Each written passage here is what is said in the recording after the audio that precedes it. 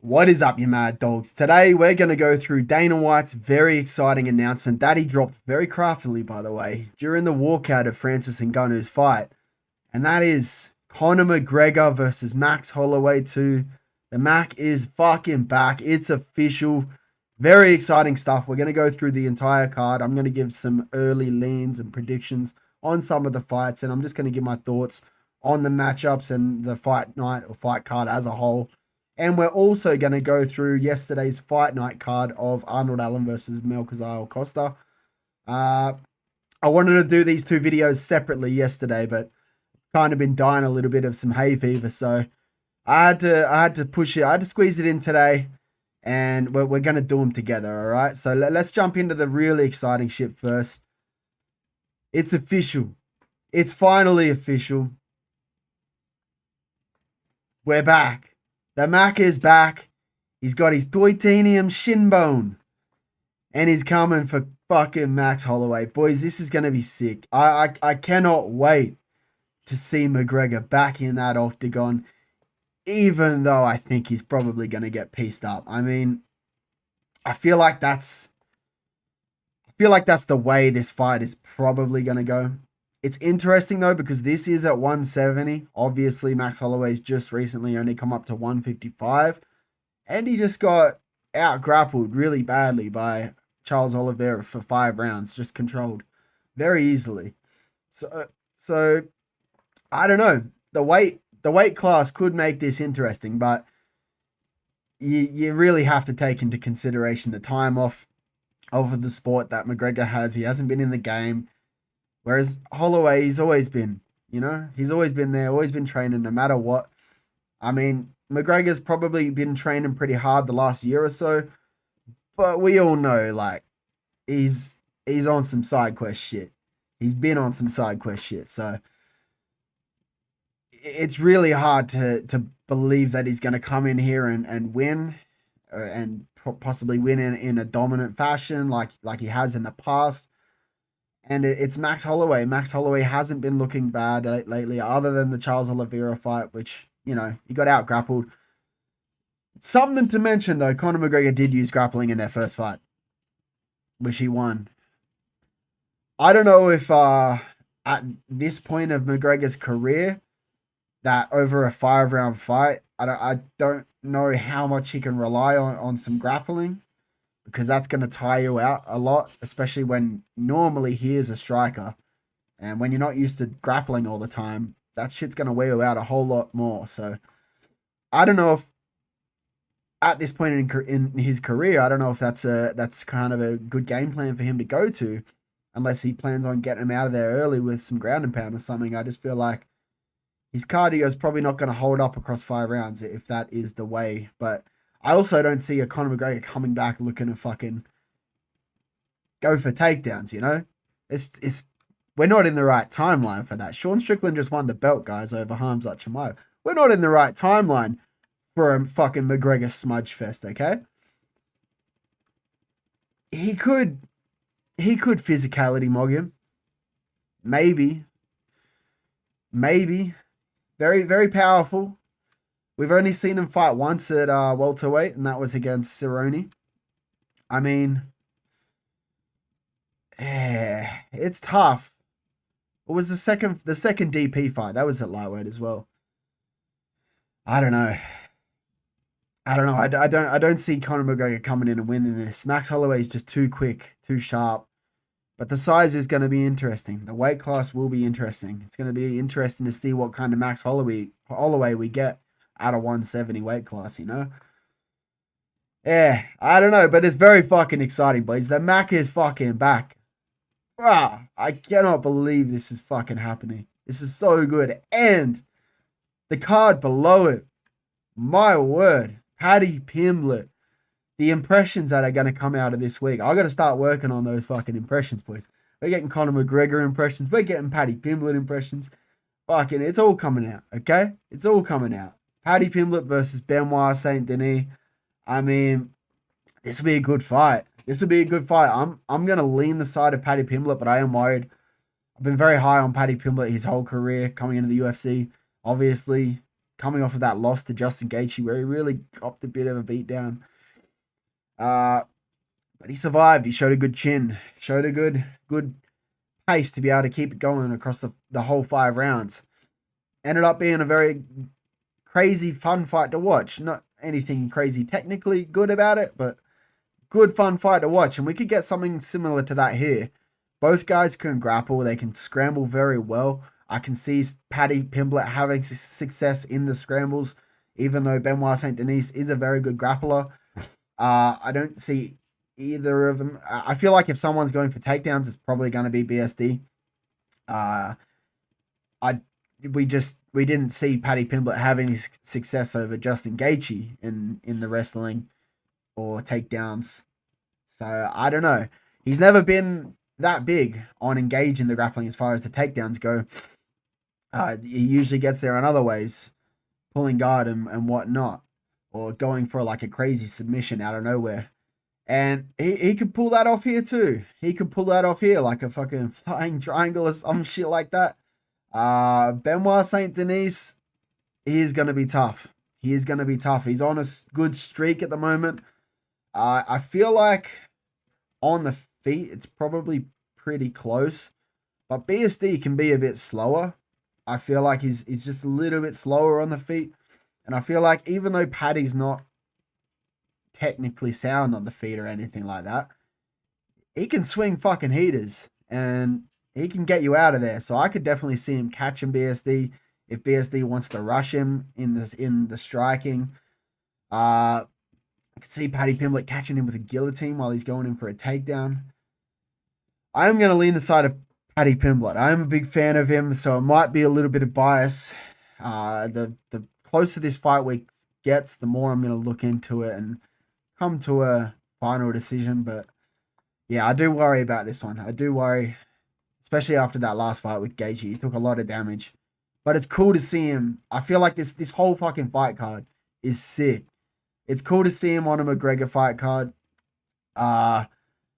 This is going to be awesome, man. Some of these matchups, Corey Sandhagen versus Mario Batista, I feel like this is a rematch as well. I feel like I'll probably lean to Mario Batista here. I feel like he's at that point of his career where this is his time, you know? This is his time to make his run. Whether he gets there or not, I feel like he's kind of peaking at the moment. Having some really good performances. Just got a very good win, very dominant win over Vinicius Oliveira, who's not all that. But he's showed to be pretty good all round. A very well-rounded fighter. Can mix in the grappling as well. And he puts on a very good pace too. I feel like Sandhagen, I don't know, man. It's at this point of his career, I just feel like they're at different points of their career. And I think Mario Batista is going to have the better of that. If that makes sense. Sandhagen fucking flying kneed him out cold in the first fight. So you never know. And Sandhagen was looking alright against Merab until the second round. It's tough. It's tough. This is a close matchup, but I will lean the side of Mario Batista. Yeah. Let's move on. Gable Stevenson, finally in the UFC. I mean, finally. Can we really be saying that? 3-0. And he's got not a UFC competition like matchup. I mean, this is basically just another regional fight for him. Elishin, he lost to Brando Pericic. Not a bad loss. Pericic is on a fucking tear now. But 5-2. I mean, not a great record. It's still young though. It's still young, so you never know. Maybe this dude will turn out to be something, but I don't think he will. Based off of his performance in the Pericic fight, he got domed. He got absolutely domed. And Gable Stevenson's probably going to come in here and do the exact same thing. Very high level wrestling, obviously. He can box too. He can fucking box too. In his last fight, he did. I don't know how to say it, but like he kind of looked. Just the way he was moving, it looked like, I don't know, it wasn't as promising, I guess. But he has shown to be very fucking dangerous and very athletic too. So it's a good thing to have for the heavyweight division. You don't need all that much to get far in the heavyweight division. So I don't think there's any doubt at all that he's going to make it far, whether he becomes champion or not. High chance with his trajectory, but they could rush him. They could rush him here. This could be similar to a Bo Nichols situation. You never know. 3-0, there's still so many unknowns here. He hasn't been tested over 3 rounds. You know, all that. We've seen it so many times before. But when we get these crazy hyped prospects coming in, that all seems to just go down the drain. Especially when, like, it's 3-0, man. He's only had 3 professional fights. I'm not downing on his abilities. I don't know where I'm going with this, but yeah. Gable Stevenson's probably going to win, okay? He's probably going to sub him out or knock him out in the first round. Okay, that's probably what's going to happen. Let's move on. This fight is fucking awesome. I'm looking forward to this one. Brandon Royval versus Lonnie Kavanagh. I'm a big fan of Lonnie Kavanagh, okay? I'm a very big fan of Lonnie Kavanagh. I love watching his fights. The way he fights is fucking awesome. Very fucking slick style. Very fast. The flyweights, man. Brandon Royval as well. You got to give it to him. The flyweights, they always fucking bring it. We got a sick flyweight fight on the weekend, and they were low level. Or lower level. They weren't the top of the top, and they fucking gave us a good fight. The flyweights very often times give us fucking fun fights, and this one's going to be sick. I feel like this matchup's going to be fucking awesome to watch. Probably fight of the night on the card. I could see Lonnie Kavanagh putting Brandon Royval out. We did just see Royval get knocked out by Manel Kape. Kavanagh almost had Brandon Moreno out of there too. He almost had him out of there. He had him very hurt at times in that fight. He's got good power in the hands, very slick. And he showed good improvements in that last fight. Showed good improvements in the defense on the striking. Because in that Charles Johnson fight, there were some holes that were exposed to him, and he showed the improvements. And that's why I actually picked him going into that Brandon Moreno fight. I figured he would improve on that because he seems to be a very smart dude. He seems to be a very switched on kind of fighter. Just a good young prospect, you know. I feel like it's Lonnie Kavanagh's time to make a run to the top, and I feel like this is a good fight, good matchup. Brandon Royval can give him a good test. Very lanky dude, good with the boxing, good with the grappling as well. I'm sensing a fucking good fight here. Maybe like a round 2 knockout for a Lonnie Kavanagh. Something like that. Damian Pinas back again, ready to shoot some shots onto the face of Cesar Almeida. This is a fucking banger matchup too. Cesar Almeida, he can throw bombs. I think he's been knocked out once or twice. I can't remember who he fought. But he brings a fight, you know. He's gonna come in looking to throw fucking bombs. You got Damian Pinas, very athletic, undefeated prospect. Oh, he's not undefeated. He's got 1 loss. But good prospect coming in, very dangerous on the feet, nasty striking with good finishing potential. This will be a good fight. I'll lean to the side of Damian Pinas for now. Fucking good fight. I won't give any picks on these ones, but some good matchups here. Ryan Gandro, this guy's an interesting prospect coming in, very dangerous dude. Versus Zach Reese. I mean, I feel like some of these, the bout order on some of these will probably switch around a bit.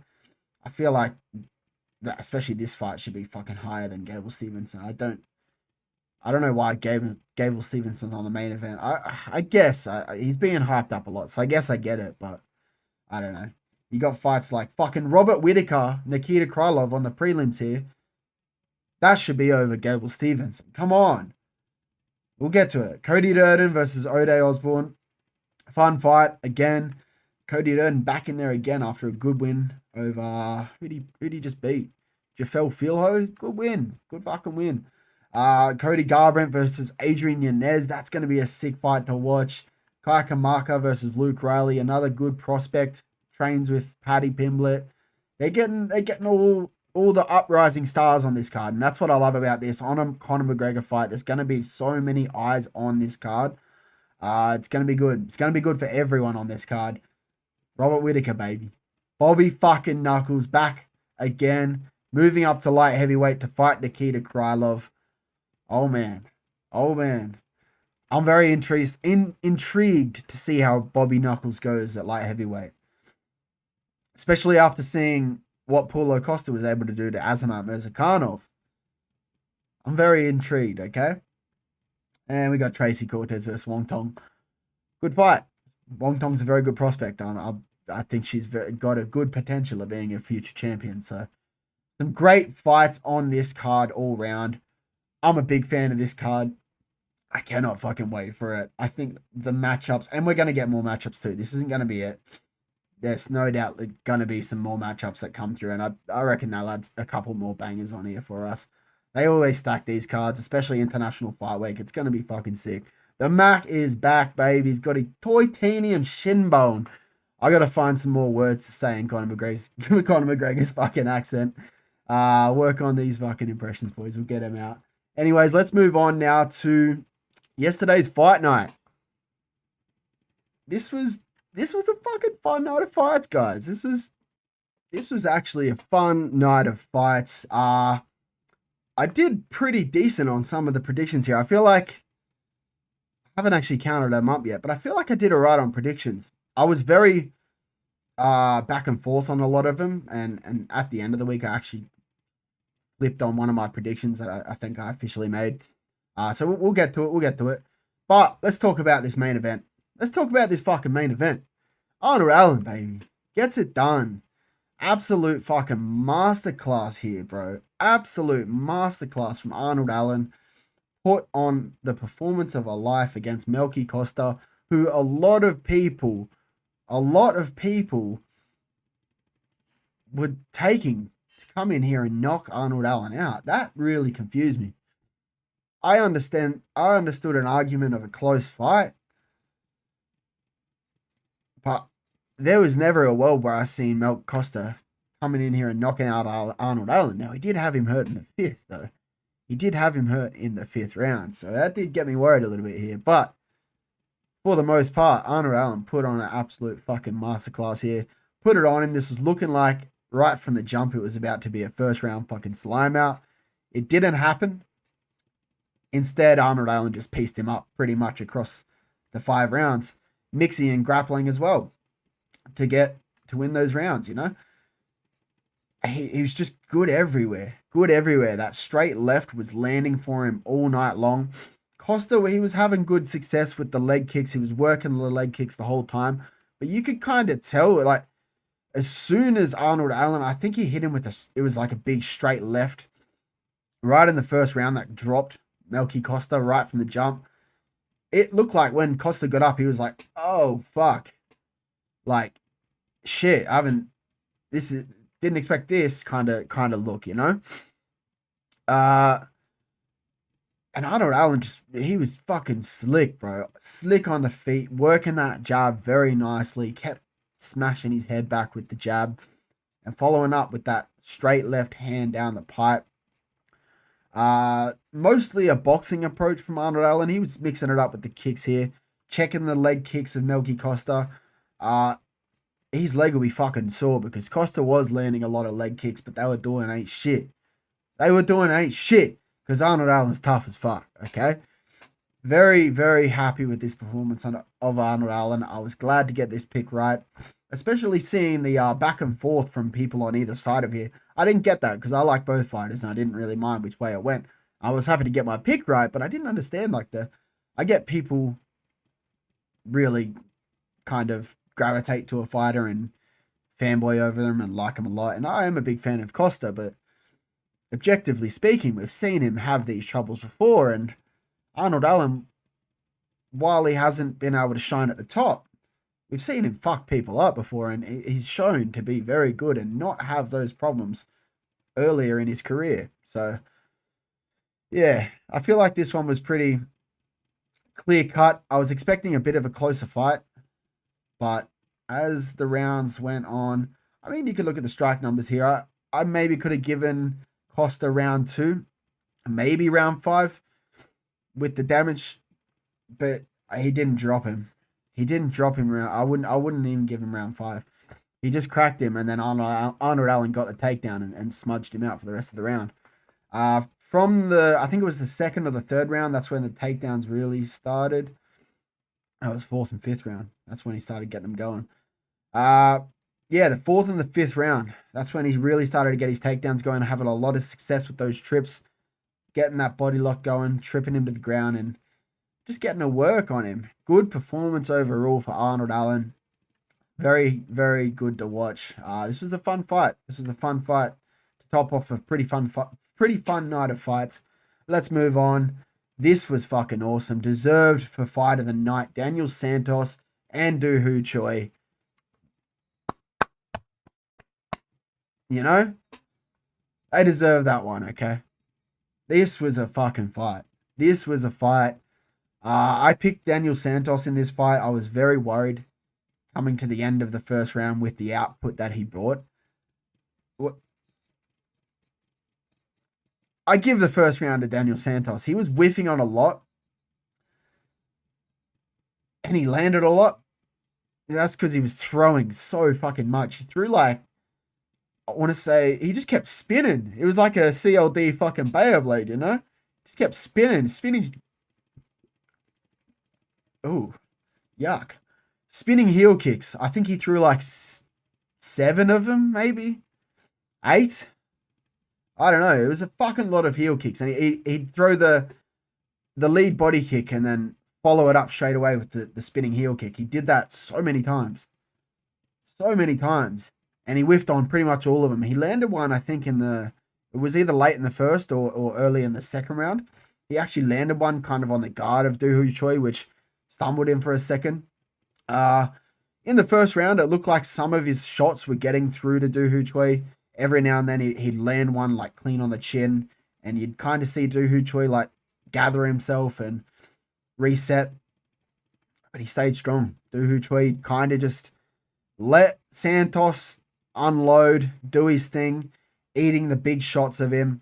He got wobbled and stuff a little bit here and there, never dropped, stayed composed, just doing the basic stuff, working that jab. And eventually, that game's going to pay off. When you've got the output like that Daniel Santos brought in the first round, that's going to happen. Unfortunately, if you don't get the guy out of there, it's just going to go like that. Especially when you got someone like Doo Ho Choi, very technically sound in the striking, jabbing your face off, and that's what he did, man. He eventually mixed it into the body into the second round, and it was a fucking brutal KO finish. Walk-off body shot knockout. As soon as he ripped Daniel Santos to the body, he just... It sucked the life out of him. He dropped to the floor and the fight was done. Very fun fight to watch. Very much deserved fight of the night bonus for both guys here. Fucking awesome shit. Doo Ho Choi, man. Doo Ho Choi is very fucking good. I was sleeping on his chin here. I thought Daniel Santos would crack him, but he showed that he's still fucking got it, alright? He's still fucking got it. Unlike someone who doesn't have it.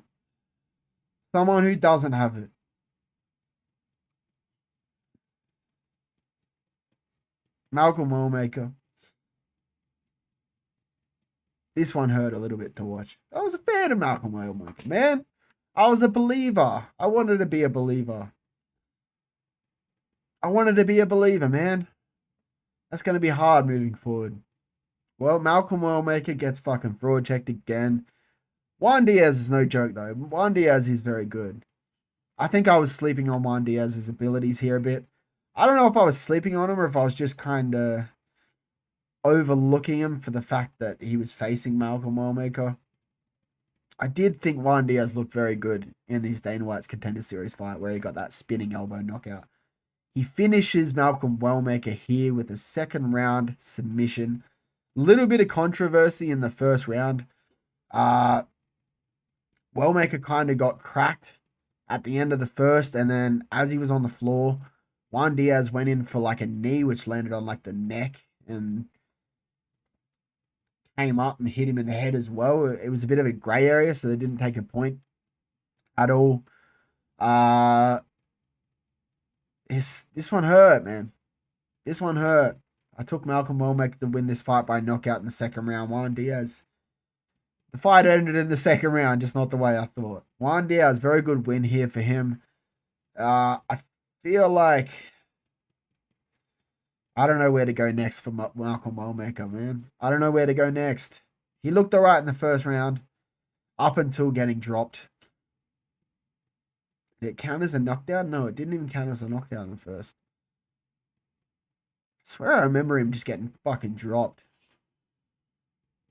I swear I remember him getting dropped in this fight. Maybe I'm wrong. I'm going to have to watch this back now. But overall, good performance here by Juan Diaz.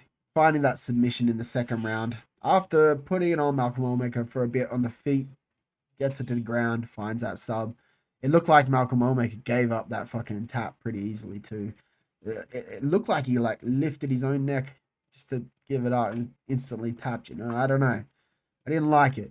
It wasn't a good watch, okay?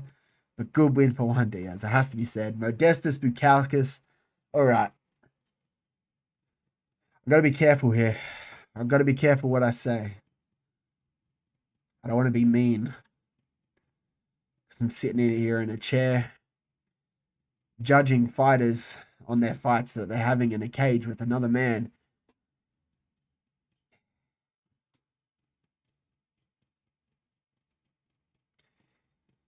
Modestas Bukauskas fumble to finish. Bukauskas fumble to finish. Yeah, Bukauskas fumble to finish. This was fucked. This was fucked. And a nice way to put it. This was low fight IQ decision making in this fight. Missed out on a 25k bonus. Should have had this fight finished within 2 rounds. Almost did have this fight finish in the second round a couple of times.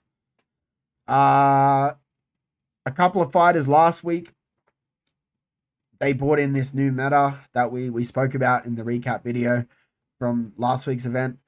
And that was like you crack your opponent and then instantly engage in the grappling and try not to put any more damage on them until they're fully recovered. This is what Modestas did. This is what he did. He cracked Christian Edwards pretty bad in the second round, had him on the ropes wobbling around the place, and he decided it would be a good time to start clinching and just hold him against the fence for about a minute or so until they could break away and find space, and then crack him again, and then just instantly engage in the clinch once again for another minute or so until he's fully recovered, and then we can keep it going. We don't like having an extra $25,000 put into our bank accounts. It's just, you know, it's not for every fighter. It's not for everyone, okay? Not everyone needs the money, okay? Apparently. I get you're still in a fight and you got to stay composed and you got to be careful and you got to do anything for the win, which he did. He won. But he won a split decision. It shouldn't have been a split decision in my opinion. I think he won clearly. Definitely shouldn't have been a split decision, but he almost fucking lost it. It was a split decision in the end. If you look at the strike numbers, nah, he easily won round 1 and 2. But if you look at the strike numbers, you know, I don't know. He's got a very basic approach. He's got like one combination that he throws. He's very dangerous in the right moments, but fucking hell, he's very like one-dimensional in as far as the striking goes. I feel like it's a very basic approach as far as his combinations come. And the way he mixes it up, he doesn't really. And when the way he has his chin up at times, it's very fucking scary. And anyone above this level is always going to make you pay for that, okay? That's enough of Modestas Bukauskas, okay? Let's fucking move on. We got the pick right at least. I picked Bernardo Sopage to win this fight against Himi Kwamba. I thought he'd do it by decision. This was looking like a pretty good fight in the first round. I think it was close. I could have given it either way. I gave it to Sopage. I thought he was landing the more damaging shots.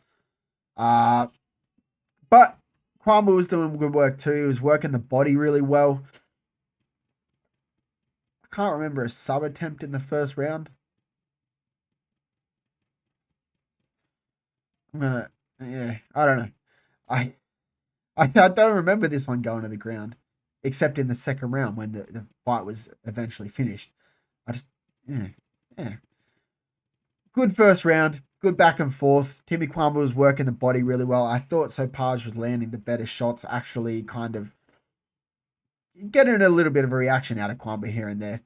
Moving on to the second round, it was also Page from that point on.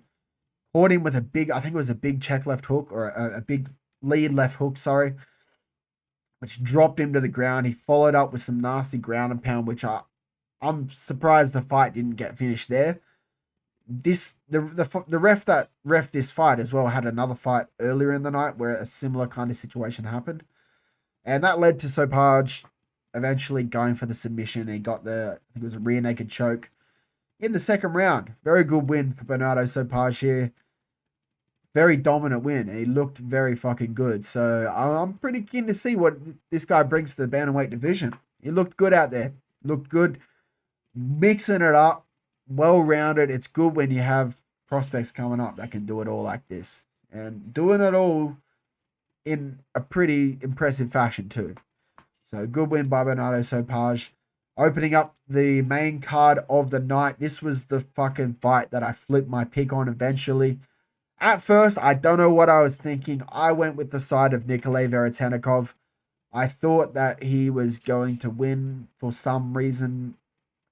I don't know why, but after I posted my prediction video, I was watching the Nico Price fight back, and I was watching how much he was getting hit in that fight by Nico Price.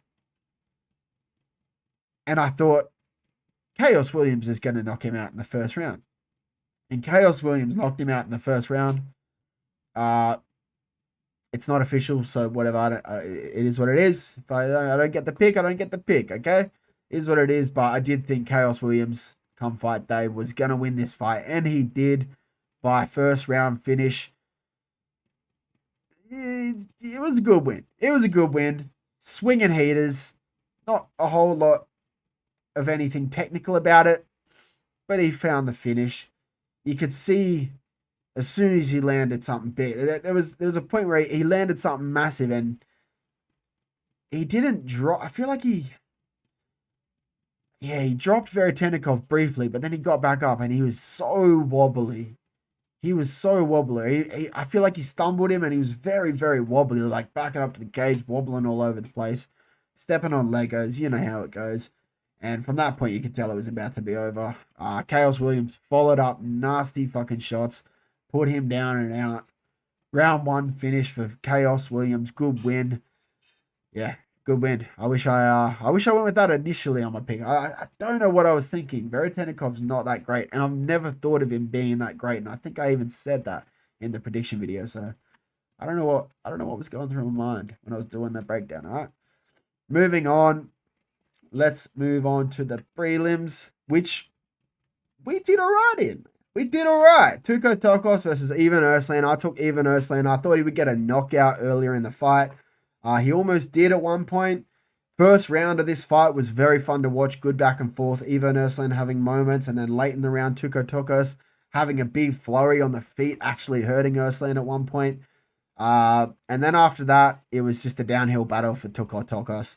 Erslan mixing in the grappling, getting good control time, outworking Tokos across 3 rounds. I feel like the time for a Tuko Tokos fucking UFC run is done. I think it's time to gun him from the sport.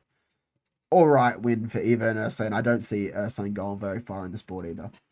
Tommy Gant versus Artem Minev. I went with Thomas Gant to win a first round submission. He won in very dominant fashion, but it didn't happen to the second round, and it was by TKO. Very good wrestling, as we mentioned in the prediction video. Came in too much too soon for Arteminev, especially on short notice. Just too much to ask for him.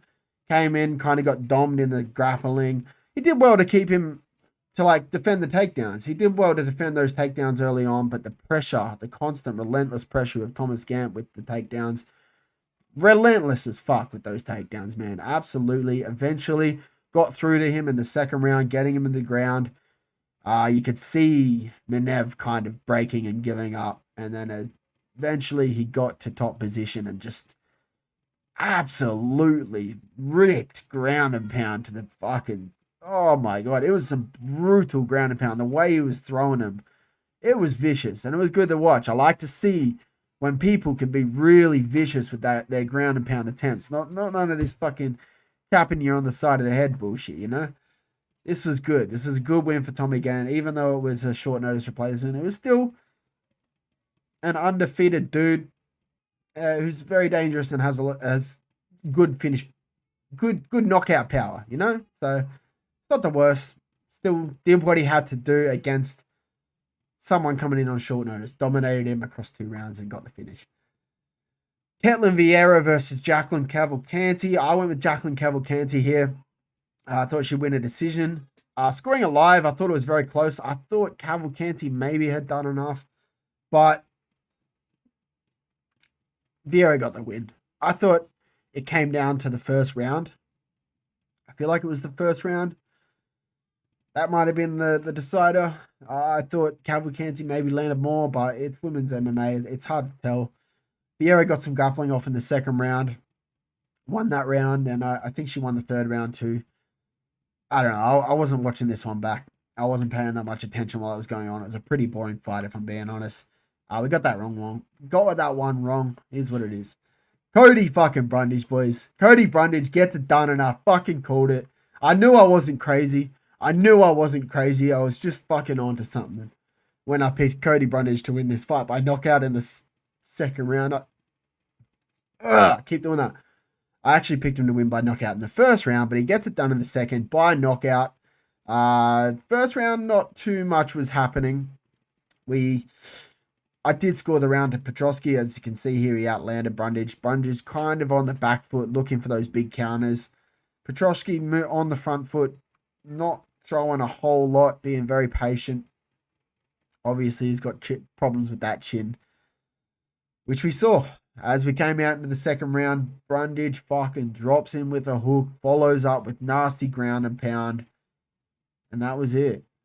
Cody Brundage on his birthday gets the win. Very much deserved. I respect the hustle. I respect the fuck out of the hustle of this dude this year. Coming in, UFC 325 against a decent prospect, gets finished.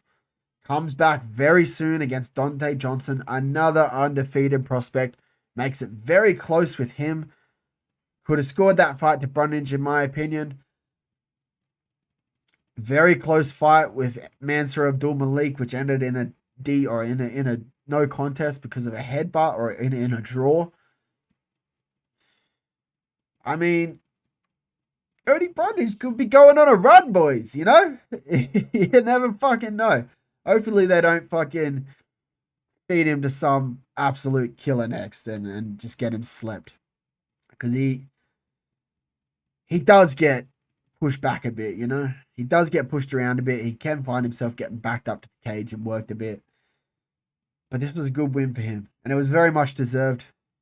Didn't get a bonus, though. He wanted that birthday bonus. That sucks. It would have been nice. And Ardeline got it instead.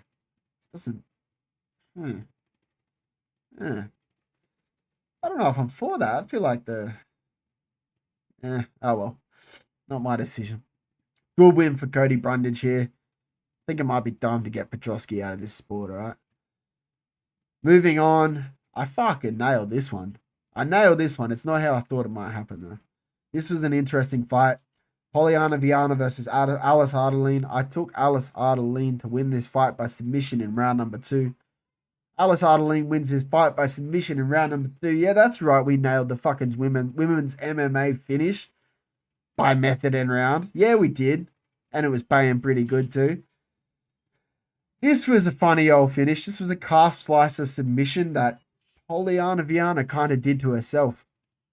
The broadcast booth was kind of acting like they've never seen anything like this before. And it was an odd position. We don't see it in an MMA cage like ever. So I get kind of what they were saying there, but this was just a calf slicer that Polyana pulled on herself.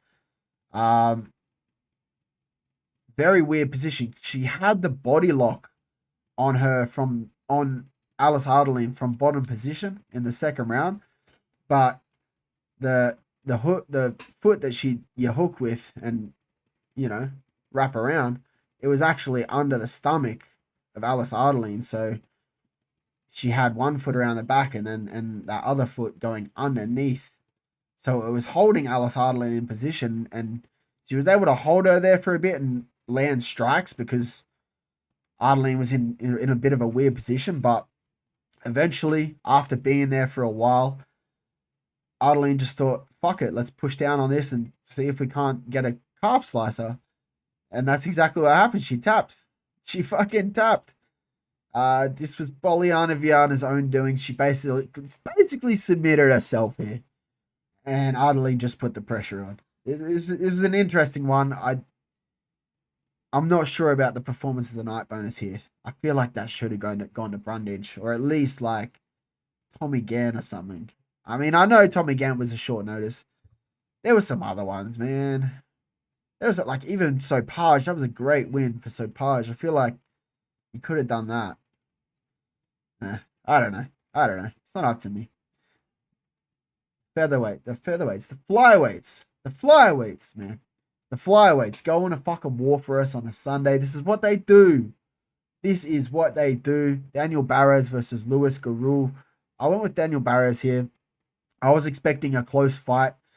I expected this one to go to decision. It went the way of Luis Garul. Come fight day, I was kind of leaning more the side of Garul, but I didn't officially swap, so it is what it is on that. I was always expecting a close fight here. This was the first two rounds, I feel like the first half of the rounds went to Daniel Barras. I feel like he was landing the better shots, doing the more damage earlier in the rounds for those first two rounds. Then as those rounds went on, that's when Garul started to have the success. And I think each time he had more success. And I think he actually eventually won all three rounds, in my opinion. Yeah, if you look at the numbers there, I mean, as the fight went on, he was landing more and more and looking more and more impressive. And he put on a pretty good performance here. Very dominant win, 30-27, while still keeping it a close, fun fight. It was clearly his win, but it was still close and fun to watch, especially those first two rounds. It was some good back and forth. He was able to stop the grappling, keep it on the feet, and keep a pretty good output. And yeah, Luis Garul, good win. Opening up the night, we hit another fucking women's finish. Nicole Cagliari by submission. That's what we went with, and that's what happened. First round, Cagliari comes out. She won the round. I mean, Shauna Batten didn't have much for her. She got the takedowns early, and going into the second round, it was looking like maybe this was going to be a bit of a snooze out fight where we're going to see a bit of a smudge fest. But Bannon did bring it back in the second round. I think she won the second round on damage. Cagliari got her grappling off a little bit, but then Bannon was able to get back up and start landing the damaging shots, out damaging Cagliari for the second round quite clearly, in my opinion. But then in the third round, Cagliari back on the fucking pressure with the grappling, gets her to the ground and finds that arm triangle. Yes, pretty sure it was an arm triangle finish. Pretty sure it was an arm triangle. Yeah, it was. Yeah. Had to look at my notes there for a second. Yeah, arm triangle sub in round number 3. I thought this would happen in the second round. We got the sub. When I can get 2 finishes in 2 separate women's MMA fights in a card, I'm going to be pretty happy with it, no matter how we went on the picks overall.